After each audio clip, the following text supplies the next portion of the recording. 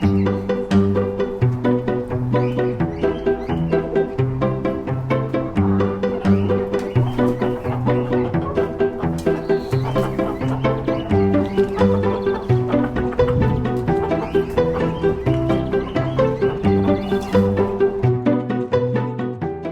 you ever wondered where the Florida Atlantic owls got their name from?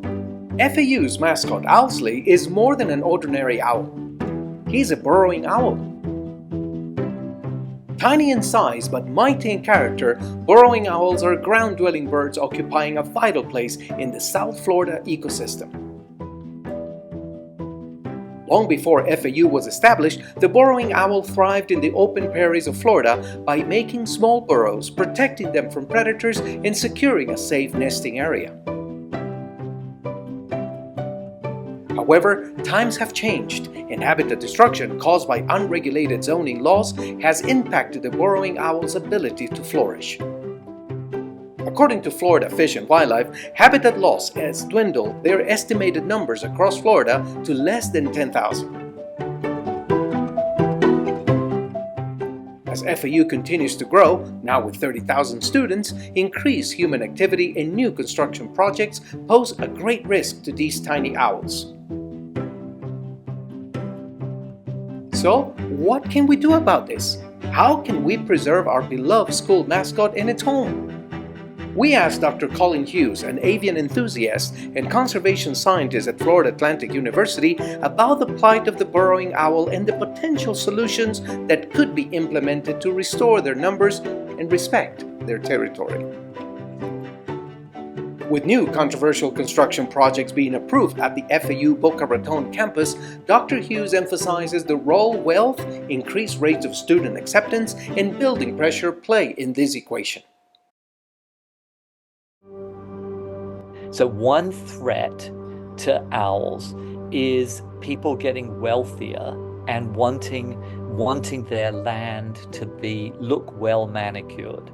People love development, right? And when they look at a patch of grassy, weedy stuff, exactly the kind of places that the owls look like, they don't see value in it.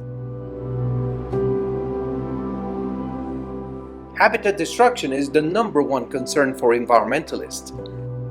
However, there are few statewide conservation initiatives aside from designating burrowing owls an endangered species. Therefore, amateur efforts have become vital to the conservation of this species. I think that the efforts are a little misguided.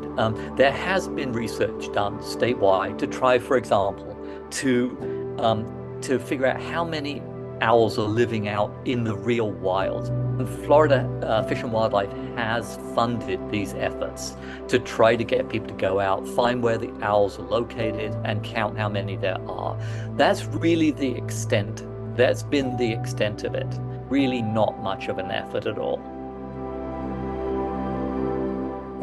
As the burrowing owl has proven to be incredibly resilient in its adaptability to human presence, they have been able to move into suburbia with great ease. But the balance between owls and humans is a delicate one, especially when we ask ourselves whether construction can be truly considered a human need as opposed to a human desire. Oddly, one thing that has kept the burrowing owls common is that they have been able to move into suburbia. What it seems what they need really is just sort of relatively untended open areas. So it's really quite complicated. They need humans to keep the vegetation short, but they need humans not to turn the land into a well manicured area. In my view, if they're going to build, what they should build, they should try and make it denser rather than space things out. I don't really see this as a human need. It's a human desire for, right? We don't need to have that much space. So, what can be done to protect the burrowing owl on campus and put a stop to owl eviction? In summary, Dr. Hughes recommends keeping campus vegetation short but not manicured, avoiding irrigation near owl nesting grounds, and building on top of already existing parking lots. In addition, he underscores the importance of implementing long-term solutions. The big thing would be just to get people to care. It's the apathy that will doom the animals here.